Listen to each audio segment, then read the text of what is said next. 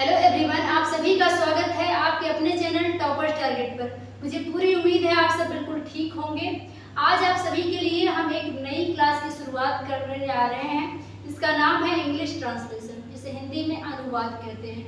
मैं पहले ही एक बात क्लियर कर देना चाहती हूँ कि ये क्लास में टाइटल बिल्कुल भी ये मैं नहीं दे रही हूँ कि ये क्लास किसी पर्टिकुलर क्लास के लिए चलने वाली है, क्योंकि अनुवाद आप जानते हैं आप किसी भी क्लास में पढ़ रहे हैं, 9th में हो, 10th में हो, 11th में, 12th में हो, किसी कंपटीशनल एग्जाम की तैयारी कर रहे हैं या फिर जनरली सिर्फ आप क्या कर रहे हैं, इंग्लिश स्पीकिंग कोर्स करने वाले हैं या कर रहे हैं, या किसी कंपटीशनल एग्जाम की तैयारी करते हैं जिसमें इंग्लिश पूछा जाता है, या फिर इंग्लिश स्पीकिंग कोर्स कर रहे हैं, यानी अंग्रेजी कहीं भी आप सीख रहे हैं, अंग्रेजी का कोई भी कोर्स है तो उसका जो मेन जड़ है ना, वो क्या होता है, अनुवाद होता है। देखो बच्चे, आपको कुछ भी आता है ना, आप इंग्लिश की सारी बुक पढ़ डालो, सारे के सारे एकदम आपको हर चैप्टर का आप सीख लो अच्छे से, लेकिन आपको अनुवाद ही नहीं आएगा तो वो सारी चीजें बेकार हो जाए। मैं ऐसा इसलिए कह रही हूँ क्योंकि इसके पीछे एक रीजन है। आपने पूरा चैप्टर पढ़ लिया,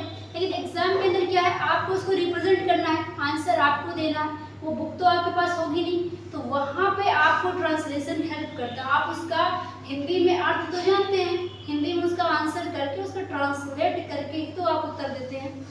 तो यहाँ पे अगर आपका ट्रांसलेशन सही नहीं रहेगा, वीक रहेगा, कहीं ना कहीं आप वर्ब की गलती या किसी भी चीज़ की गलतियाँ करते रहेंगे, तो फिर आपका फिर तो पूरा पढ़ा बेकार हो जाएगा। यानी कहने का ये मतलब है कि अंग्रेजी का कोई भी कोर्स है ना, बिना ट्रांसलेशन के अधूरा है। तो यहाँ पे ये क्लास सिर्फ 9th, 12th, 11th या किसी भी पर्टिकुलर क्लास के लिए नहीं है। तो हर एक व्यक्ति जो आपसे रिलेटेड है, वो कहीं से भी इंग्लिश की कोई कोर्स कर रहे हैं या किसी क्लास में पढ़ रहे हैं जहाँ पे अंग्रेजी पूछी जा रही है, तो उनको टैग कर दीजिएगा क्लास को।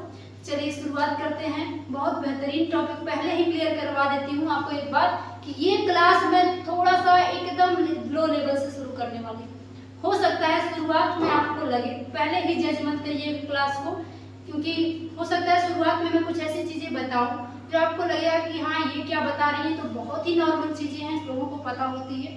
तो मैं ये मान के चल रही हूँ कि ट्रांसलेशन का टी भी आपको नहीं पता है, उस लेवल से शुरुआत करें और बिल्कुल स्टैंडर्ड लेवल तक ले जाऊंगी, जहाँ तक कि आपको उसके नियम को जानना चाहिए, ठीक है।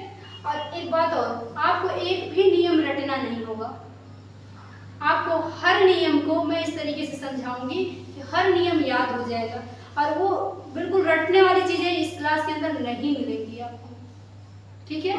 तो एकदम बढ़िया से शुरू करेंगे जीरो लेवल से। तो चलिए शुरुआत कर लेते हैं। ट्रांसलेशन, जिसका अर्थ होता है हिंदी में अनुवाद, यानी कि हम क्या करेंगे, हिंदी भाषा के वाक्यों को अंग्रेजी भाषा में परिवर्तित करना सीखेंगे, है ना। उसके क्या नियम, किसी भी वाक्य का सीधे हिंदी है उसको अंग्रेजी में कैसे बदलेंगे। ट्रांसलेशन की हमारी पहली क्लास है, इसमें बहुत बेसिक चीज़ों को मैं बताऊंगी जो ट्रांसलेशन की जड़ होते हैं, यानी कि ट्रांसलेशन के महत्वपूर्ण जो अंग होते हैं वो क्या क्या होते हैं। तो कोई भी ट्रांसलेशन 3 बातों पर निर्भर करता है, ठीक है।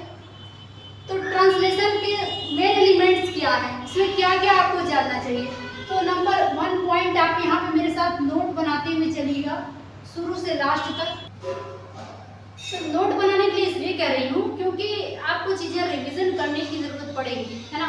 भले ही आपको नियम रटवाऊंगी नहीं, लेकिन कोई भी चीज़ आपने समझा भी है ना, तो थोड़े टाइम के लिए आपको रिवीजन की ज़रूरत पड़ती है, 1-2 बार। उसके बाद से नहीं, उसके बाद से आपको क्लियर रहेंगी अगर आप पर्टिकुलरली उसका यूज़ करते रहेंगे डेली लाइफ में, ठीक है। तो आपको 2 बातें यहाँ पे मान के चलनी है कि आपको जो चीज़ें मैं बताऊँ उसकी घर पे थोड़ी सी, ज़्यादा नहीं, 5 मिनट केवल आप दीजिएगा उसको प्रैक्टिस करना। जो भी नियम मैं बताऊँ, समझाऊँ और मैं कहूँ कि इस चीज़ को आप आज रिवाइज कर लीजिएगा, तो आप उस चीज़ को बस 2 मिनट देखिए या 5 मिनट देखिए, बस एक बार देख लिया करिएगा, पक्का है आपको एकदम अच्छे से आ जाएगा। चलिए देखते हैं।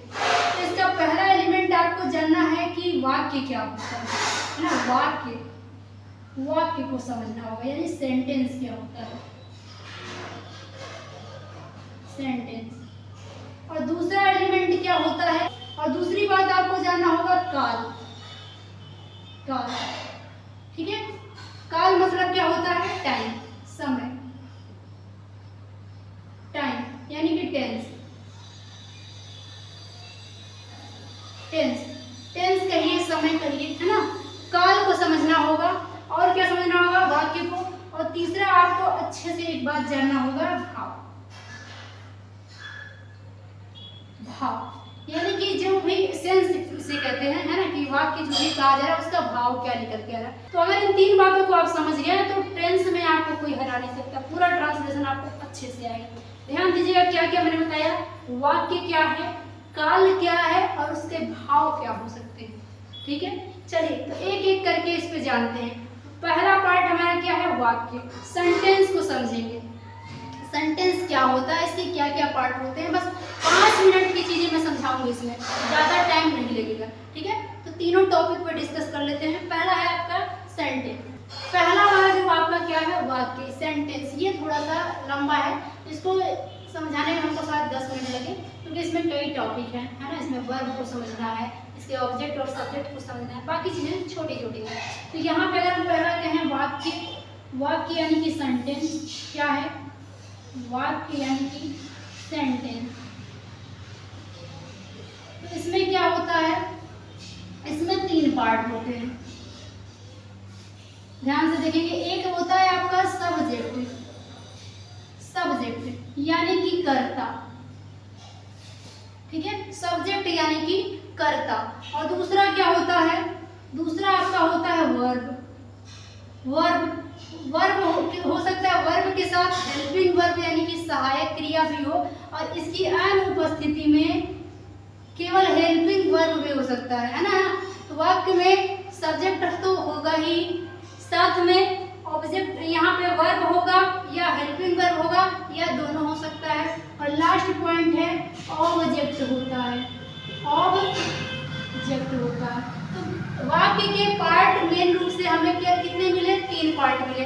एक कर्ता, इसको हिंदी में कर्ता कहते हैं, ये आपको पता होना चाहिए, क्रिया है। और एचपी माने हेल्पिंग वर्ब यानी कि सहायक क्रिया, इसे कहते हैं सहायक क्रिया। और लास्ट में ऑब्जेक्ट मतलब होता है आपका कर्म। तो वाक्य में, हर एक वाक्य में क्या कर्म होना आवश्यक है, नहीं। हर वाक्य में जरूरी नहीं कि कर्म दिया होगा, तो नहीं दिया होगा डोंट वरी, इसको हम स्किप कर लेंगे। लेकिन अभी के लिए पहले ही ये नहीं मान के चलेंगे कि नहीं है ना। नहीं रहेगा तो फिर नहीं यूज होंगी चीजें, लेकिन पहले ही क्यों मान लें कि नहीं होता है ना। इन चीजों को जानना है, इन शब्दों को। तो अभी हमें मान के चलते हैं कि ये मेन 3 चीजें तो वाक्य में होती हैं। और कर्ता के बिना वाक्य बनेगा नहीं। ठीक है, बिना, अगर किसी वाक्य में कोई काम हो रहा है तो करने वाला वहां पे होगा, है ना। कोई काम बिना करने वाले के नहीं होता, तो कर्ता होगा, और जो काम उसने किया है वो होगा। अगर एक्चुअल वर्ब यानी कि मेन वर्ब नहीं है तो वहाँ हेल्पिंग वर्ब होगा, लेकिन होगा जरूर। और लास्ट में हम कहेंगे, बात करेंगे ऑब्जेक्ट यानी कि कर्म होगा। अब इनके लिखने का सीक्वेंस, बहुत ही बच्चे गलतियां करते हैं इसी बात में, है ना। किसी भी वाक्य को लिखने का सीक्वेंस क्या होगा मेरे भाई, ये बहुत जरूरी बात है। तो यहाँ पर थोड़ा सा हम इस चीज को सीखेंगे कि सीक्वेंस यानी कि क्रम क्या होगा। वाक्य लिखने का क्रम आपके पास क्या आएगा, किसी भी सेंटेंस को लिखने का क्रम। सबसे पहले हमेशा आपके पास क्या आता है, वाक्य में, अगर वो वाक्य आपका अफर्मेटिव है, आगे बात करेंगे अफर्मेटिव क्या होता है, नेगेटिव क्या होता है, इंट्रोगेटिव क्या होता है, सब पे बात करेंगे। मैंने कहा ना कि 0 से समझाऊंगी, मतलब एकदम वहां से समझाऊंगी जहां से शुरुआत होता है, मतलब एकदम लो लेवल से। तो यहाँ सबसे पहले सब्जेक्ट होगा, फिर आपका अगर हेल्पिंग वर्ब है तो लगेगा, है ना। अब कहाँ है कहाँ नहीं, इस पे आपको अभी दिमाग नहीं लगाना है, कहाँ हेल्पिंग वर्ब लगेगा कहाँ नहीं लगेगा, ये चीजें मैं आगे बताऊंगी जहाँ लगाना होगा। अभी इसका बस क्रम लिखने का क्या तरीका होगा किसी वाक्य को, ये हम लोग सीख रहे हैं। तो पहले तो सब्जेक्ट, फिर आपका हेल्पिंग वर्ब, फिर से आपका वर्ब, और लास्ट में आपका होना चाहिए ऑब्जेक्ट। तो ये लिखने का हमारा तरीका होता है किसी वाक्य को। अब बात करेंगे क्या कि हर वाक्य ऐसा ही लिखा जाएगा, नहीं, डिपेंड करता है वाक्य कैसा है। वाक्य के टाइप हमें सीखने पड़ेंगे, क्योंकि बिना वाक्य के टाइप को जाने ट्रांसलेशन करना आसान नहीं होगा, है ना। इसीलिए मैंने पहली क्लास इन शब्दों को डिस्क्राइब किया है कि वाक्य में जो शब्द बार बार यूज होंगे, सब्जेक्ट क्या होता है कह दिया जाएगा, उसको आपको आना चाहिए कि चीज़ क्या है। ऑब्जेक्ट क्या होता है कह दिया जाएगा, तो आपको समझ में आना चाहिए कि किस चीज़ का बात किया जा रहा है ना। डायरेक्ट आपको नियम पढ़ा दिया कि हाँ यहाँ पे प्रेजेंट टेंस है, यहाँ ये लगा दो, यहाँ पे ये लगा दो, चीज़ें हो जाएंगी, तो वहाँ पे वो चीज़ आपको कभी याद नहीं होगी। तो एक एक शब्द को समझते चलेंगे। यहाँ पे हमने समझ लिया वाक्य क्या है। इसके 3 पार्ट होते हैं। सब्जेक्ट माने होता है कर्ता। कर्ता का मतलब है वह है जो काम को परफॉर्म करता है, यानी कि काम को करने वाले को कर्ता कहते हैं। किसी भी वाक्य में कर्ता कौन होगा? जो क्रिया को कर रहा होगा। फिर क्रिया आपको क्या है? क्रिया मतलब कार्य होता है, आप जानते हैं। ऑब्जेक्ट मतलब क्या है? जिस काम को किया जा रहा है वो ऑब्जेक्ट है, या जिसके पर्पस से काम किया जा रहा है वो ऑब्जेक्ट है। ठीक है, तो ये आपका सब्जेक्ट, ऑब्जेक्ट और वर्ब की बात हो गई। अब बढ़ते हैं वाक्यों के प्रकार पर। ये बहुत जरूरी है। इस चीज पे आप स्टार लगा के इसको कहीं नोट कर लीजिएगा, 2-3 बार इसको देख लीजिएगा, अच्छे से याद हो जाएगा। तो हेडिंग डालेंगे वाक्य के प्रकार। ये तो बहुत छोटी छोटी चीजें हैं जो काल और भाव है।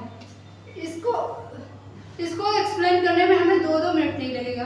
तो चलिए सेंटेंस को आप यहाँ पे जान लिए, यहाँ पे आप लिखेंगे। देखिए सेंटेंस जो है वो थोड़ा सा लंबा है, तो आप हेडिंग डालेंगे वाक्यों के प्रकार। हेडिंग डालेंगे वाक्य के प्रकार।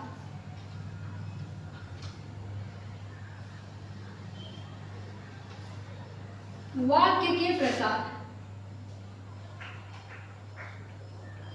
वाक्य के प्रकार।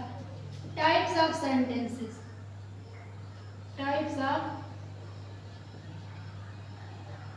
सेंटेंस। वाक्य कितने प्रकार के होते हैं? हालांकि अगर आपने मेरी जो डायरेक्ट इनडायरेक्ट वाली क्लास ली है ना, तो वहाँ पे मैंने अच्छे से मेंशन किया है कि वाक्य के कितने टाइप होते हैं। वहाँ पे मैंने इस चीज़ को पढ़ाया हुआ है। तो मुझे पूरा उम्मीद है आपने देखा होगा। अगर नहीं आपने उस क्लास को लिया है तो डायरेक्टली आपने क्या करेंगे, आई बटन पर क्लिक करेंगे। यहाँ पे पूरी प्लेलिस्ट दी गई है, आप वहाँ से शुरू के 2 क्लास देखेंगे। वहाँ पे आपको पता चल जाएगा कि वाक्यों को हमने कितने अच्छे से वहाँ पे एक्सप्लेन किया है। वाक्यों के सारे टाइप को 1 बाय 1 करके हमने अच्छे से एक्सप्लेन किया था, तो वहाँ से भी आप देख सकते हैं। हालांकि यहाँ मैं छोड़ के नहीं चलूँगी, जैसा कि मैंने प्रॉमिस किया है कि मैं एकदम शून्य लेवल से पढ़ाऊँगी, तो यहाँ पे मैं इस टॉपिक को नहीं छोड़ूंगी और कवर करती हुई चल रही हूँ। तो यहाँ से भी आप देख सकते हैं, लेकिन एकदम डीप में जानना है उसके बारे में तो आप वहाँ से भी देख सकते हैं। तो वाक्यों के प्रकार में आप यहाँ पे डालेंगे, अंग्रेजी में जो मेन टाइप से आप वाक्य पढ़ेंगे तो 5 प्रकार के होते हैं। लिखेंगे वाक्य,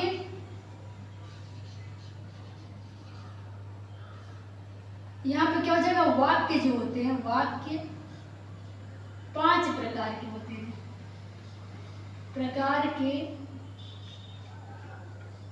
होते हैं। कितने प्रकार के? 5 प्रकार के। आइए जानते हैं कौन कौन से। पहला नंबर 1 असर्टिव सेंटेंस।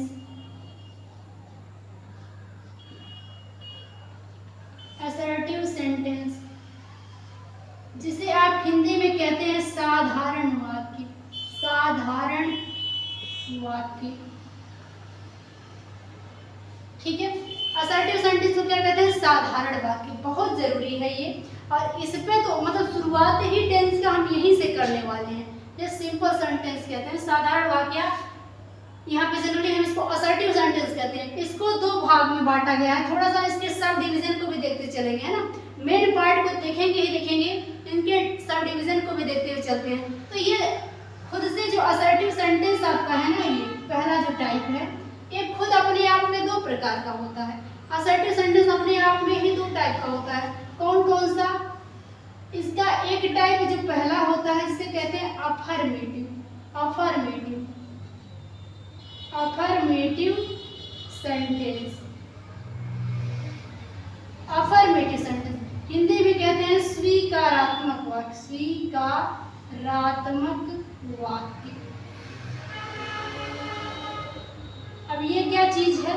इसमें पहला टाइप क्या है आपका? अफर्मेटिव सेंटेंस से कहते हैं स्वीकारात्मक वाक्य। घबराइए नहीं, इन सबको अच्छे से एक्सप्लेन करने वाली हूँ मैं कि कैसे वाक्य को साधारण वाक्य करेंगे, कैसे वाक्य को स्वीकारात्मक वाक्य करेंगे। घबराने की जरूरत नहीं है, एकदम अभी एग्जाम्पल लेके बताऊंगी आपको, ठीक है। तो अफर्मेटिव सेंटेंस यानी कि स्वीकारात्मक वाक्य। और दूसरा आपका क्या है? Negative sentence. निगेटिव सेंटेंस यानी कि नकारात्मक वाक्य। नकारात्मक वाक्य, ठीक है। तो यहाँ तो हमने वर्ड को लिख लिया। अब इनको समझते हैं कि कैसे वाक्य को हम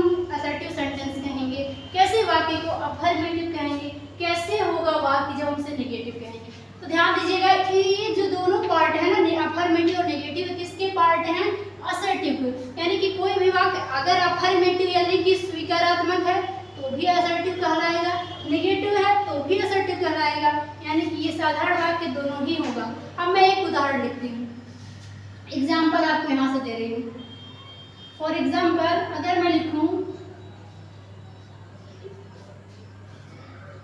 राम विद्यालय जाता है, विद्यालय जाता है। अंग्रेजी में अगर कहें तो Ram goes to school, school. ठीक है। और एक वाक्य लिख दूं, राम विद्यालय नहीं जाता है, नहीं जाता है। ठीक है। ये हो जाएगा Ram does not go to school. यहाँ दो सेंटेंस मैंने लिया है, उदाहरण में लिया है, घबराने की जरूरत नहीं है। अगर ये कैसे लिखा हुआ है, किस नियम से लिखा हुआ है, इस पे अभी आपको दिमाग पे जोर देने की बिल्कुल आवश्यकता नहीं है। कैसे ये मैंने लिखा है आप भी बिल्कुल लिखेंगे, हर सेंटेंस का ट्रांसलेशन सीखेंगे, बस धैर्य रखिएगा। अभी मैं आपको समझाने के लिए बस उदाहरण दी हूँ कि कौन सा वाक्य किस कैटेगरी में आ जाएगा। यहाँ मैंने दो वाक्य लिखा है ना, राम विद्यालय जाता है, यानी कि राम गोज टू स्कूल। यहाँ पे क्या हो रहा है कि राम के विद्यालय जाने की बात को स्वीकार की जा रही है कि भैया राम तो स्कूल जाता है ना। तो यहाँ माना जा रहा है कि जाता है, तो इसको कहते हैं स्वीकारात्मक वाक्य, यानी कि अफर्मेटिव, यानी स्वीकार किया जा रहा है इसका जाना। तो ये आपका जो पहला उदाहरण मैंने लिखा है, ये क्या है आपका? यही है अफर्मेटिव सेंटेंस। ठीक है। ये पहला मैंने लिखा यानी कि स्वीकारात्मक, स्वीकारात्मक वाक्य। बिल्कुल परेशान नहीं होंगे, आपको हिंदी इंग्लिश दोनों में इसलिए बताया जा रहा है क्योंकि हमें पता है कि बहुत से हमारे ऐसे बच्चे हैं जो हिंदी मीडियम से ही हैं। ठीक है। तो हिंदी में ज़्यादा चीज़ों को मैं लेके चलती हूँ। यहाँ पे देखेंगे दूसरा वाक्य क्या कह रहा है? राम विद्यालय नहीं जाता है। भाई राम के विद्यालय जाने वाली बात को निगेट कर दिया गया है, यानी कि मना किया जा रहा है। हाँ से देखेंगे कह रहा है राम नहीं जाता है विद्यालय, तो मना किया गया है ना, तो निगेट से बना है, नेगेटिव। तो ये आपका हो जाएगा निगेटिव, निगेटिव सेंटेंस है। ठीक है। यानी कि नकारात्मक, नकारात्मक वाक्य। तो क्या आपको ये चीज भूलेगी कि कौन सा नकारात्मक वाक्य होता है, कौन सा स्वीकारात्मक वाक्य होता है? भाई नहीं ना भूलना चाहिए। क्या होगा? नहीं भूलना चाहिए। क्यों? किसी बात को स्वीकार किया जाएगा, नहीं नहीं रहेगा उस वाक्य में, तो ये अफर्मेटिव होगा। अगर नहीं घूम फिर के कहीं से आ गया तो नेगेटिव होगा। ध्यान दीजिएगा ये सिंपल, ये केवल साधारण वाक्यों के लिए लागू है। प्रश्नवाचक वाक्यों में भी नकारात्मक होगा, लेकिन वहां पे वो प्रश्न पूछे जाएंगे। यहाँ पे साधारण वाक्य है, इस बात का भी ध्यान देना। तो ये दोनों वाक्य आपस में मिलकर क्या कहलाएंगे? असर्टिव सेंटेंस, यानी कि ये असर्टिव, इसको लिख दीजिए असर्टिव, असर्टिव सेंटेंस। दोनों ही साधारण वाक्य हैं। ठीक। तो मुझे एक बात आप यहाँ पे कमेंट में लिख दीजिए कि हाँ आपको ये चीज यहाँ पर समझ में आ गई है कि पहला जो पार्ट है सेंटेंस का हमने 5 टाइप का लिखा है ना, 5 प्रकार, इसमें पहला टाइप आपको क्लियर हो गया है कि साधारण वाक्य क्या होता है? अफर्मेटिव और नेगेटिव, यानी कि स्वीकारात्मक और नकारात्मक को मिलाकर जो वाक्य बनते हैं वो आपका क्या होता है? साधारण वाक्य होता है। स्वीकारात्मक क्या होता है? एक्सप्लेन कर दिया। नकारात्मक क्या होता है? वो भी एक्सप्लेन कर दिया है। तो मुझे पूरी उम्मीद है यहाँ तक बातें क्लियर हो गई होंगी। अब बढ़ते हैं वाक्य के दूसरे प्रकार पर। ठीक है, बढ़ जाए। अब आते हैं वाक्य के दूसरे प्रकार पर। दूसरे प्रकार का नाम क्या है आपका? दूसरा प्रकार जो होता है वो होता है प्रश्नवाचक वाक्य। प्रश्नवाचक वाक्य यानी कि इंटेरोगेटिव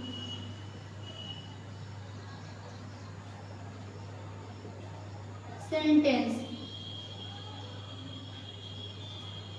इंट्रोगेटिव सेंटेंस, ये भी जरूरी है। अब आपका सवाल ये होगा कि मैम इतने में बता रही हैं, हमें तो अनुवाद सीखना है, नियमों से मतलब है। तो यहाँ पे अगर मैं सेंटेंस को नहीं बताऊंगी कौन सा वाक्य किस प्रकार का है, तो आगे जब सीधे आपको ट्रांसलेशन सिखाऊंगी कि इसको नेगेटिव में बना दो, इसको इंट्रोगेटिव बनाओ, इसको डबल इंट्रोगेटिव भी बनाओ, तो वहाँ पे आपको वो चीज़ें उतनी अच्छे से समझ में आएंगी क्या, आप खुद डिसाइड करो। अगर वाक्यों के बारे में सही आपको नहीं पता होगा तो कैसे बना पाओगे। तो पहले ही मेरा ये मकसद यही है, यही टारगेट है, चीज़ें मैं रटाऊँ नहीं। हालांकि पूरा ही करना हो टेंस को तो मुश्किल से 2 से 3 क्लास के अंदर पूरा टेंस पढ़ाया जा सकता है, लेकिन ऐसे ही लोगों को जिनको पहले से चीज़ें क्लियर हों, ये सारी चीज़ें जो मैं बता रही हूँ, ऐसे बच्चों को वो चीज़ें क्लियर नहीं होंगी जो अभी शुरू कर रहे हैं, अभी जस्ट 9th में आए हैं बेचारे बच्चे, या फिर ऐसे लोग जो अभी अंग्रेजी को जस्ट सीखना स्टार्ट किए हैं। तो मैं सभी के लिए करा रही हूँ। अगर आपको ये चीज़ें क्लियर है तो आप रिवीजन के रूप में से देख सकते हैं, और वरना आप आगे की क्लासेस को देख लीजिएगा जिसमें आप जहाँ तक सीख चुके हैं उसके आगे की क्लासेस आएंगी। ठीक है, तो यहाँ पे दूसरा टाइप आपका क्या है, प्रश्नवाचक वाक्य, इंटेरोगेटिव सेंटेंस। इसका क्या मतलब होता है, नाम से ही आपको स्पष्ट हो गया होगा। प्रश्नवाचक मतलब किसी चीज का प्रश्न पूछा जाए, है ना, जिस वाक्य में प्रश्न को पूछा जाएगा उस वाक्य को प्रश्नवाचक वाक्य यानी कि इंटरोगेट किया जाएगा। इंटरोगेट मतलब होता है प्रश्न पूछना, है ना, तो किसी प्रश्न निकालना या प्रश्न पूछना। तो ऐसे वाक्यों में हमेशा आपको प्रश्न पूछने वाला काम होगा। तो ऐसे वाक्यों में क्या होगा, प्रश्न पूछा जाएगा। अब सवाल ये आता है क्या इसके भी सब डिवीजन है, तो मेरा जवाब है हाँ। अब इसमें भी 2 टाइप है। कौन कौन सा टाइप है ध्यान देंगे। पहला क्या है, एस नो आंसर वाले,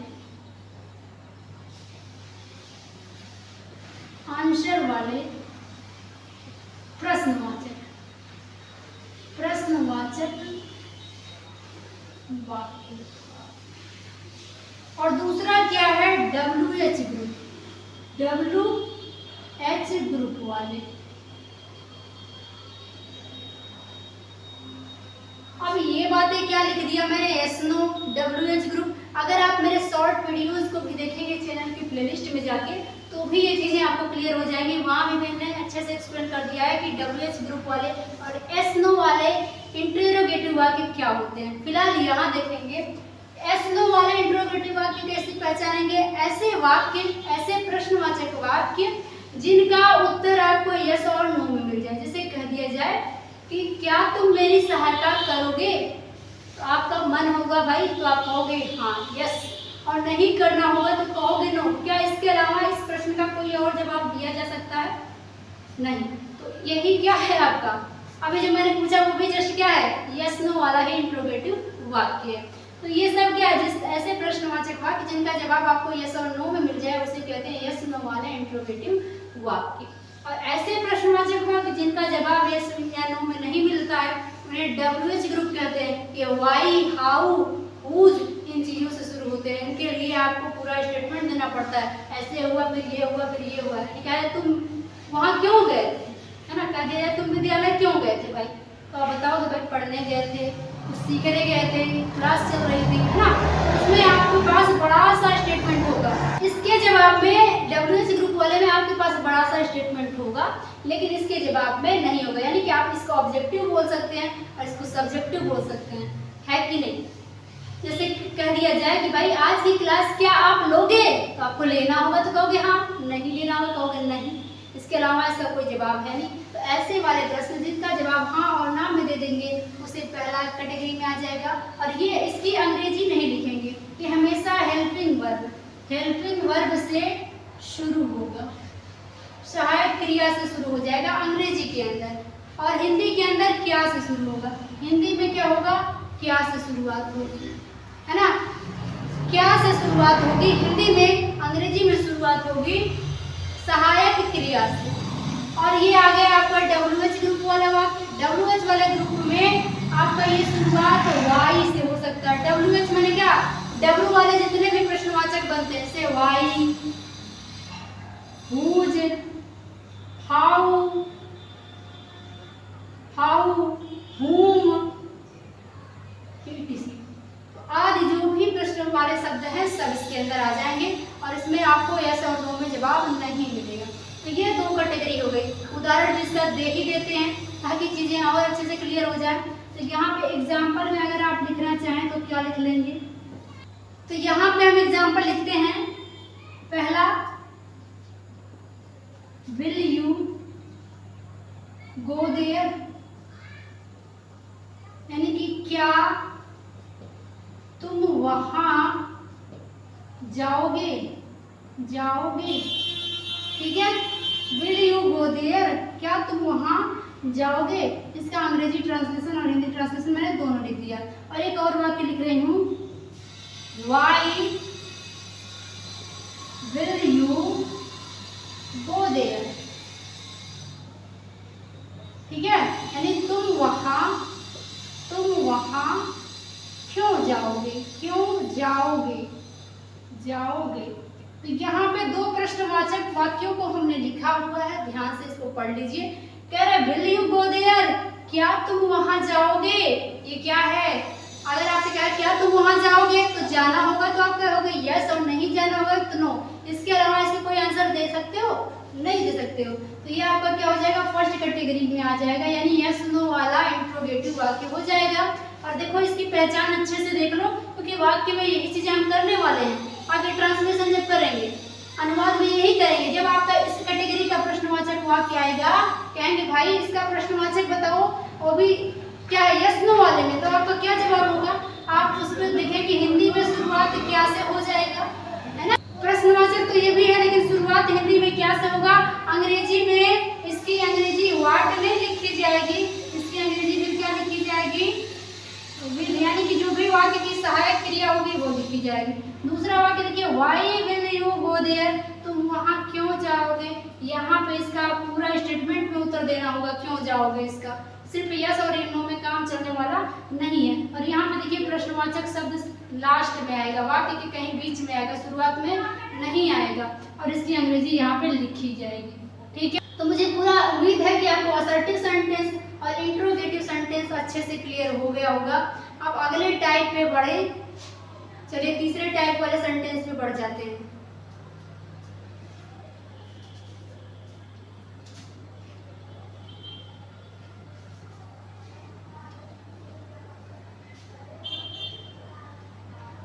आगे बढ़ते हैं और तीसरे टाइप के सेंटेंस को देखते हैं। तीसरा टाइप क्या होगा हमारा? अगर हम बात करें तीसरा टाइप, आपका जो सेंटेंस हो जाएगा वो हो जाएगा विस्मय सूचक वाक्य। विस्मय सूचक वाक्य, सूचक वाक्य। विस्मय का क्या मतलब होता है? आश्चर्य। तो कहीं कहीं आपको आश्चर्य सूचक वाक्य भी मिल जाता है लिखा हुआ, बाकी ये विस्मय सूचक वाक्य है। इसको क्या कहते हैं? एक्सक्लेमेटरी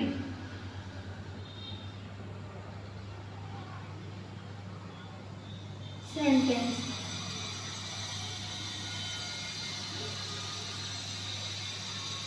ध्यान दीजिएगा, इसमें क्या होता है? इस एक्सक्लेमेटरी सेंटेंस क्या है? जैसा कि शब्द है वैसा ही उसका अर्थ है। विस्मय माने आश्चर्य। अगर किसी वाक्य में आश्चर्य दिखा दिया जाए तो उस वाक्य को आश्चर्य सूचक वाक्य कहते हैं। इसकी कैटेगरी बड़ी छोटी है। ट्रांसलेशन में मात्र 1-2 बातें बताऊंगी, आपको इसका ट्रांसलेशन बहुत अच्छे से आ जाएगा और बहुत इंटरेस्टिंग है, ध्यान से देखिएगा।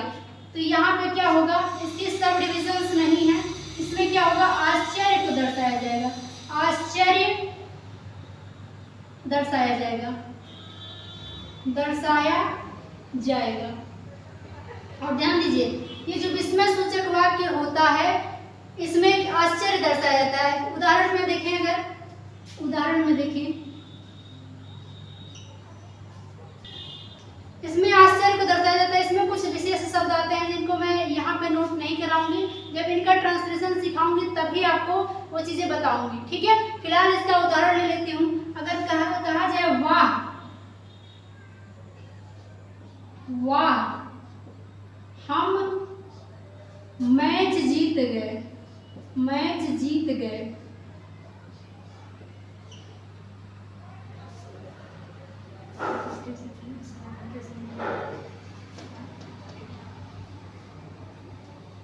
कहा जाए वाह हम मैच जीत गए, अंग्रेजी में क्या कहेंगे? हुर्रा,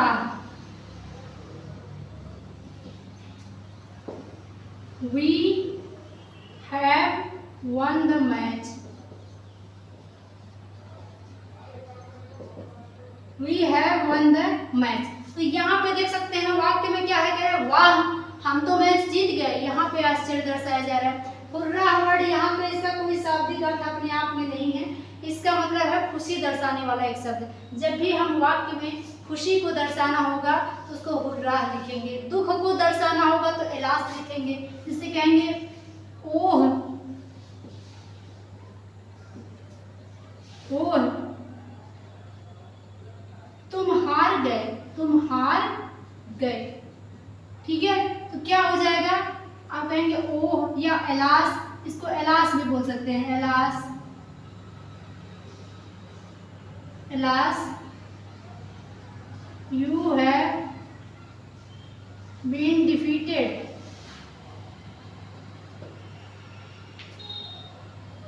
है ना, तुम हार गए।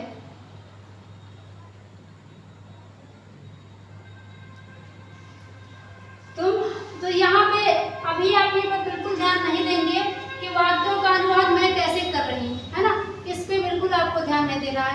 ये चीजें मैं आपको आगे सिखाऊंगी कि कौन कैसे ट्रांसलेट होगा, किस वाक्य में कैसे क्या चीजें होंगी। बस आपको बस यहाँ पे ये देखना है कि कैसा वाक्य होगा तो उसको विस्मय सूचक वाक्य कहेंगे।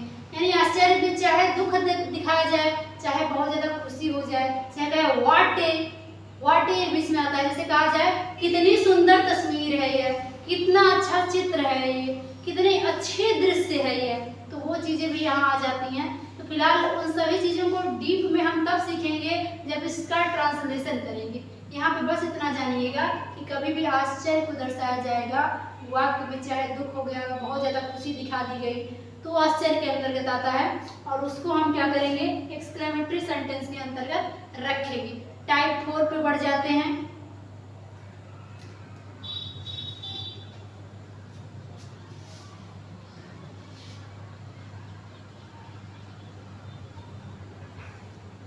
आते हैं चौथे टाइप के वाक्य पे। चौथा वाक्य आपका क्या होता है, इंपेरेटिव सेंटेंस। इंपेरेटिव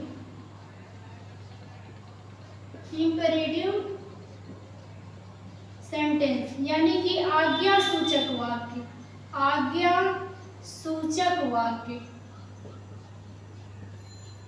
ये कैसा वाक्य होगा, इन वाक्यों में क्या होगा, आज्ञा दिया जाएगा या विनती किया जाएगा या रिक्वेस्ट किया जाएगा। यानी कि किसी से इसमें क्या होगा, प्रार्थना होगा। प्रार्थना यानी कि कहते हैं रिक्वेस्ट, या फिर किसी से क्या किया जाएगा, ऑर्डर दिया जाएगा।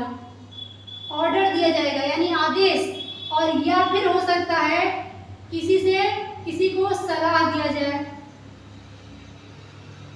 सजेशन या एडवाइस दे दिया जाए। तो उस केस में क्या होता है, आज्ञा सूचक वाक्य होता है। अगर किसी वाक्य में ऐसा आपको हो रहा है कि किसी को आदेश दिया जाए, जैसे कहा खड़े हो, तो क्या है, मैं आज्ञा दे रही हूँ, तो यहाँ पे क्या होगा, ये आपका आज्ञा सूचक वाक्य हो जाएगा। कोई कह दे मैम मैं आई कम इन, क्या मैं अंदर आ सकता हूँ मैं, तो क्या है, आज्ञा सूचक वाक्य यानी कि इंपेरेटिव सेंटेंस में आएगा। क्या दिया जाए, डॉक्टर ने कहा कि समय पर दवाई लिया करो, तो क्या है, सलाह दिया जा रहा है। ये सब इसी में आ जाएंगे। उदाहरण में आप 2 लिख सकते हैं इसको। क्लास में बातचीत मत करो, बातचीत मत करो, है ना। कृपया मेरी सहायता करिए, कृपया मेरी सहायता करिए।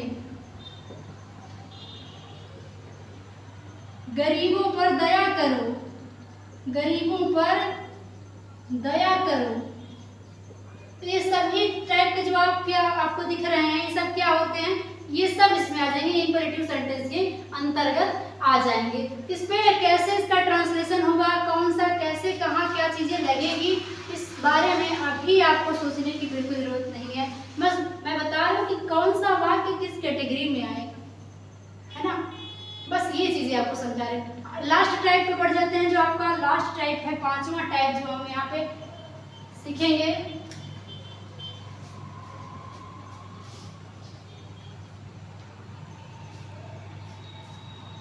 लास्ट टाइप आपका है ऑप्टेटिव सेंटेंस।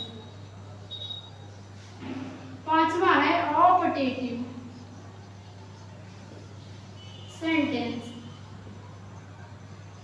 यानी कि प्रार्थना सूचक वाक्य।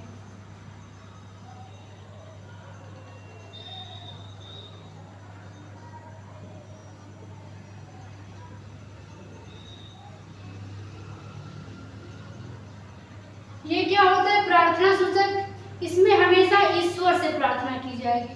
क्या होगा?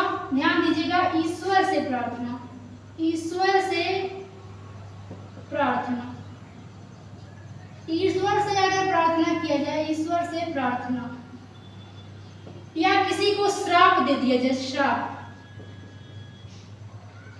या आशीर्वाद दिया जाए, आशीर्वाद, आशीर्वाद, तो ये सब कैटेगरी क्या है? आज्ञा सूचक वाक्य। ये सब कैटेगरी क्या है? प्रार्थना सूचक वाक्य की है। ठीक है, तो क्या क्या आ जाएगा? ईश्वर से प्रार्थना किया जाए तब हो जाएगा, और श्राप दिया जाए, किसी को आशीर्वाद दिया जाए, जैसे कह रहे ईश्वर करे तुम बहुत लंबी उम्र जियो, ये भी इसमें आ जाएगा। कह दे ईश्वर करे तुम आज ही मर जाओ, है ना।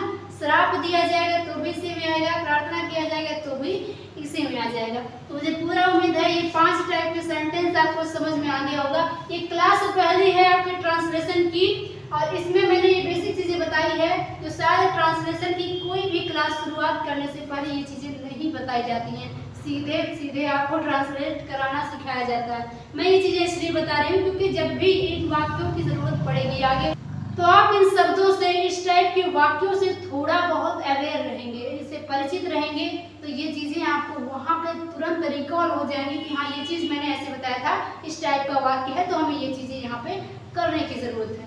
ठीक है, तो यहाँ पे आज बहुत देर हो गई है, क्लास को यहीं पे ड्रॉप करते हैं। हालांकि मैं चाह रही थी की क्लास लाइव चला पाऊँ, लेकिन ये कुछ रीजनों से नहीं हो पा रहा है, क्योंकि मुझे ऑलरेडी 6 से 7 घंटे जॉब करना होता है, तो उस बीच में मैं यहाँ पे क्लासेस नहीं ले पाती हूँ, तो रिकॉर्डेड क्लासेस ही आपको मिलेंगी।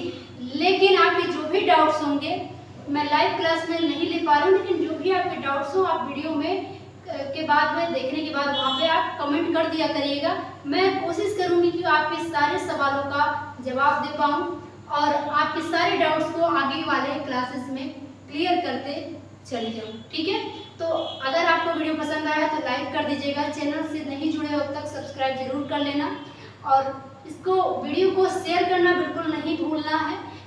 देखो भाई, कोई आपके लिए मेहनत कर रहा है, पूरा क्लास आपको इस तरीके से पढ़ाया जा रहा है, मेहनत के साथ, अच्छे से एकदम कॉन्सेप्ट के साथ, हर चीज़ एकदम बेहतरीन तरीके से समझाया जा रहा है, तो आप भी थोड़ा सा चैनल को जरूर सपोर्ट करिएगा, क्योंकि मैं चाहती हूँ कि ये वीडियो उन सभी बच्चों तक कम से कम आप जरूर पहुँचा दें जो किसी भी वजह से नहीं पढ़ पा रहे हैं इन चीज़ों को, है ना। अच्छी क्लासेस कहीं से नहीं मिल पा रही उनको, उन तक तो आप जरूर टैग कर दिया करिएगा। अपना ख्याल रखिएगा, मिलेंगे अगली क्लास में। Bye bye, take care.